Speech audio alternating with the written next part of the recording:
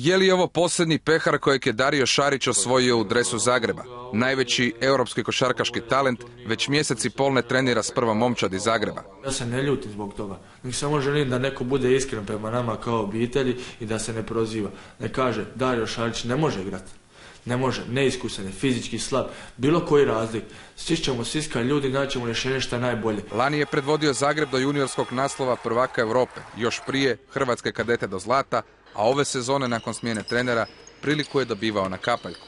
5-6 minuta, eto, samo to da ne ispada ne 15 minuta nego 5-6 minuta. A u klubu druga priča. Kažu slučaj Šarić ne postoji, a o uništavanju super talenta samo kažu: nitko nikad u našem klubu nije dovodio u sumnju naše zajedničko opredjeljenje o sportskom razvoju Darija Šarića, jednog od najboljih mladih svjetskih igrača i osiguravanju svih potrebnih uvjeta za to. Nakon svega najbolji junior Europe skrušeno priznaje: ne znam što ću dalje. Pošto sam mlad momak, svakakve me misli se lete, pogotovo kad imam vremena o nečemu razmišljati. A ima ga više nego što je mislio.